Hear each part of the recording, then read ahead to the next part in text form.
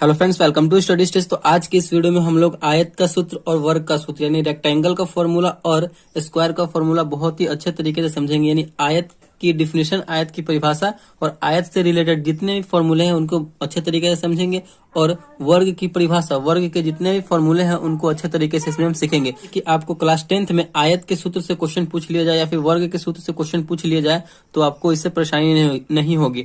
तो class 10th में क्या होता है कि आपको क्वेश्चन दे दिया जाएगा आयत के सूत्र से रिलेटेड और वर्ग के सूत्र से रिलेटेड, उसमें जो ऑब्जेक्टिव टाइप का पूछा जाता है उसमें आपसे पूछ दिया जाए। तो बहुत अच्छे तरीके से इस वीडियो को देखिए और सीखिए। तो चलिए पहले हम आयत का फिगर बना लेते हैं और आयत के डिफिनेशन और आयत के फॉर्मूले को समझते हैं। तो हमने आयत का यहाँ पे फिगर बना लिया है। यह है हमारा आयत। इंग्लिश में अगर बात करें तो इसे हम बोलते हैं रेक्टेंगल और हिंदी में इसे हम बोलते हैं आयत। इसे जो है चतुर्भुज भी बोला जाता है। चतुर्भुज, चतुर्भुज क्यों बोला जाता है? तो देखिए, चतुर मतलब होता है चार और भुजा मतलब होता है भुजा।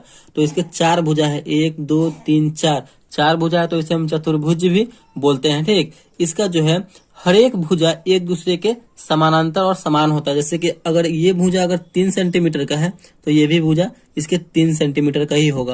यानी एक भुजा, एक दूसरा भुजा जो है एक दूसरे के विपरीत होता है, यानी समान होता है। अगर यहाँ पे ये 5 सेंटीमीटर है तो ये हमारा हो जाएगा 5 सेंटीमीटर। ये हमारा होता है लंबाई, जिसे हम L से डिनोट करते हैं लेंथ। ये भी हमारा होता है लंबाई।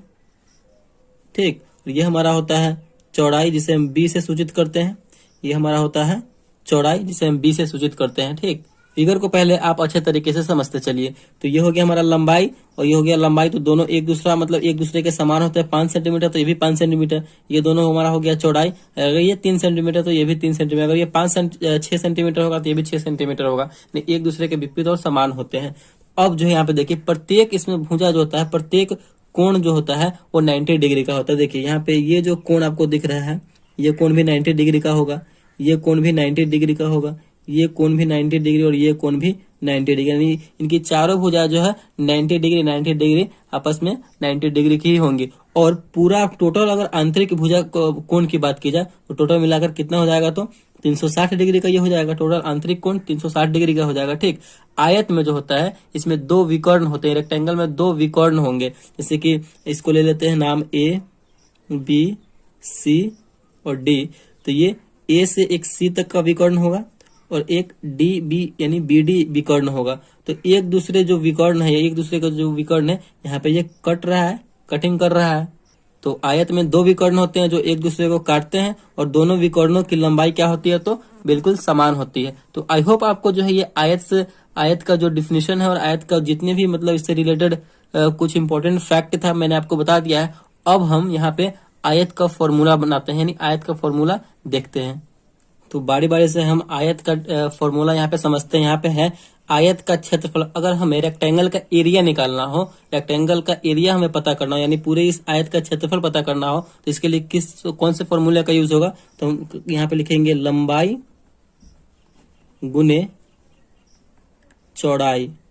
यहाँ पे शॉर्ट फॉर्म में लिखें, मतलब अगर आयत का आपको क्षेत्रफल निकालना हो तो जो लंबाई दिया रहेगा वो और चौड़ाई दिया रहेगा वो दोनों में गुना कर देंगे तो हमारा ये आयत का क्षेत्रफल निकल के आ जाएगा। उसके बाद हमारा आयत का परिमाप। अगर हमें आयत का परिमाप निकालना हो, आप इसे परिमिति या परिधि जो भी बोल सकते हैं, परिमिति भी बोल सकते हैं, आयत की परिमिति। तो अगर ये हमें परिमाप निकालना हो तो क्या इसके लिए फॉर्मूला का यूज होगा? 2 इंटू लंबाई प्लस चौड़ाई। अगर हमें आयत का परिमिति निकालना हो, परिमाप निकालना हो, तो हमें लंबाई और चौड़ाई को जोड़ करके दो से गुना कर देना होगा तो हमारा आयत का परिमाप निकल के आ जाएगा। समझते चलिए, याद करने की यहाँ पे जरूरत नहीं है। आप समझते चलेंगे तो आपके माइंड में हमेशा के लिए सेट हो जाएगा। उसके बाद हमारा आयत की लंबाई। अगर इसमें जो है आयत का लंबाई निकालना हो, जैसे कि चौड़ाई दिया हो और क्षेत्रफल दिया हो, तो हम लंबाई कैसे निकालेंगे? तो इसके लिए फॉर्मूला हमें यूज करना होगा क्षेत्रफल बटे लंबाई। निकालना है तो चौड़ाई तो ऑब्वियसली दिया होगा, तो यहाँ पे क्षेत्रफल बटे हम क्या कर देंगे? तो चौड़ाई कर देंगे। तो हमारा ये लंबाई निकल के आ जाएगा, क्षेत्रफल बटे चौड़ाई।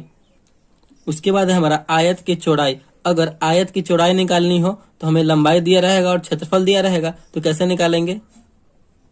क्षेत्रफल बटे चौड़ाई निकालना हो तो लंबाई तो दिया रहेगा, यहाँ पे क्षेत्रफल बटे यहाँ पे लंबाई करेंगे तो हमारा ये आयत का चौड़ाई निकल के आ जाएगा। नेक्स्ट है हमारा आयत का विकर्ण। अगर हमें ये विकर्ण निकालना हो, जैसे कि डी से BD विकर्ण निकालना या फिर AC विकर्ण निकालना हो, तो ये मैं कैसे निकालेंगे? इसके लिए फॉर्मूले का यूज होगा रूट अंडर लंबाई स्क्वायर प्लस चौड़ाई स्क्वायर। अगर हमें आयत का विकर्ण निकालना होगा तो हम कौन से फॉर्मूले का यूज करेंगे? यहाँ पे रूट अंडर लंबाई स्क्वायर प्लस चौड़ाई स्क्वायर। तो जो लंबाई दिया रहेगा उसका हम कर देंगे रूट के अंदर में, जैसे कि यहाँ पे देख लीजिए, अगर लंबाई 5 सेंटीमीटर तो रूट के अंदर 5 सेंटीमीटर, चौड़ाई कितना है? अगर 2 सेंटीमीटर तो यहाँ पे 2 सेंटीमीटर। इसको अब सॉल्व करेंगे तो हमारा यहाँ पे निकल के आ जाएगा। तो इसी प्रकार हमें निकालना है। तो आई होप आपको आयत से रिलेटेड इसकी परिभाषा और फिगर और आयत का जो भी फॉर्मूला था इम्पोर्टेंट, वो आपको समझ में आ गया होगा। तो आप इसे कहीं नोट भी कर सकते हैं, लिख भी सकते हैं, जिससे कि आपको एग्जाम में बहुत अच्छे तरीके से यहाँ पे आप इसको समझ पाए और रिवीजन कर पाए, जिससे कि एग्जाम में अच्छे तरीके से आप लिख पाए। तो चलिए अब हम समझते हैं यहाँ पे वर्ग का सूत्र, यानी वर्ग से रिलेटेड जितने भी सूत्र हैं और वर्ग की परिभाषा, वर्ग को समझते हैं। तो ये है हमारा वर्ग, यानी इसे हम हिंदी में बात करें तो इसे हम वर्ग बोलते हैं, अगर इंग्लिश में बात करें तो इसे हम स्क्वायर बोलते हैं। ठीक, चलिए इसका कुछ नाम ले लेते हैं, ABCD। तो हमने यहाँ पे कुछ नाम ले लिया है। तो अगर वर्ग की परिभाषा अगर हम जाने तो कैसे करेंगे? चार भुजाओं से घिरी या फिर चार भुजाओं से घिरी बंद आकृति जिसकी चारों भुजाओं आपस में क्या होती हैं? तो बराबर होती है। मतलब यहाँ पे चार भुजा इसमें दिया हुआ है, 1 2 3 4, चार भुजा से घिरी हुई बंद आकृति है, तो इसे हम वर्ग बोलेंगे। और देखिए, इसे हम वर्ग बोलेंगे तो इसे हम चतुर्भुज भी बोलते हैं, चतुर्भुज भी बोलेंगे। कैसे? मैंने आपको आयत वाले में बताया था कि चतुर्भुज का मतलब क्या होता है, चतुर का होता है चार, भुजा का मतलब होता है भुजा। इसमें चार भुजा है तो इसे हम चतुर्भुज भी बोलेंगे।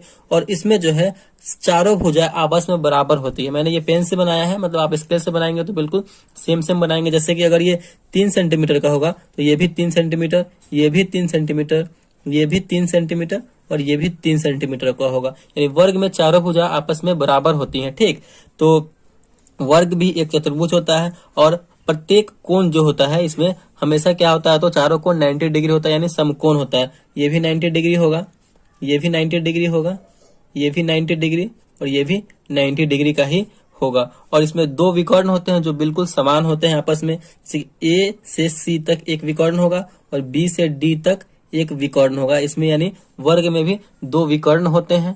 तो फिगर तो आपको समझ में आ गया होगा। अब हम वर्ग यानी स्क्वायर का जितने भी फॉर्मूला है उसको लेते हैं। यहाँ पे अगर हमें वर्ग का क्षेत्रफल निकालना यानी एरिया ऑफ स्क्वायर निकालना होगा, क्षेत्रफल तो कैसे निकालेंगे पूरे वर्ग का, यहाँ पे होगा। तो इसके लिए फॉर्मूला यूज होगा भुजा गुने भुजा। भुजा गुने भुजा करेंगे तो हमारा वर्ग का क्षेत्रफल निकल जाएगा, या फिर इसे हम लिख सकते हैं भुजा स्क्वायर भी लिख सकते हैं। ठीक, भुजा स्क्वायर करेंगे, जैसे कि अगर एक भुजा यहाँ पे 2 सेंटीमीटर दिया हुआ हो, जैसे कि मान लेते हैं एक भुजा 2 सेंटीमीटर दिया हो, तो वर्ग का क्षेत्रफल निकालने के लिए क्या हो जाएगा? 2 गुने 2 यानी 4, वर्ग का क्षेत्रफल 4 सेंटीमीटर हो जाएगा। तो इसी प्रकार हम निकाल लेंगे। और यहाँ पे है वर्ग का परिमाप हमें निकालना हो, वर्ग का परिमाप। तो वर्ग का परिमाप निकालने के लिए इसके लिए हम कौन से फॉर्मूले का यूज करेंगे? तो 4 गुने भुजा, यानी इसकी जो भी एक भुजा जो दी हुई रहेगी, जैसे कि एक भुजा अगर दी हुई है 2 सेंटीमीटर, इसमें हम कितना से गुना कर देंगे? 4 से गुना कर देंगे एक भुजा में, तो क्या हो जाएगा? 4 दूना 8, यानी वर्ग का जो परिमाप है, परिमिति कितना हो जाएगा? तो 8 सेंटीमीटर हो जाएगा। तो इस प्रकार हम वर्ग का परिमाप भी निकाल लेंगे। और वर्ग का विकर्ण निकालना, जैसे कि A से C तक विकर्ण दिया गया है, तो हम ये निकालने के लिए, विकर्ण निकालने के लिए क्या करना होगा? रूट अंडर रूट लगाना होगा, 2 गुने भुजा करना होगा।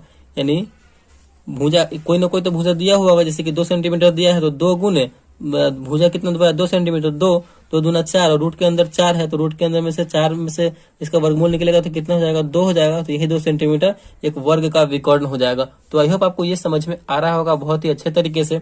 यहाँ पे है वर्ग की भुजा। अगर हमें वर्ग की भुजा निकालनी हो, जैसे कि ये भुजा हमें पता नहीं है, चारों भुजा में से कोई मतलब किसी का भुजा हमें पता नहीं है, तो भुजा निकालने के लिए हमें क्या करना होगा?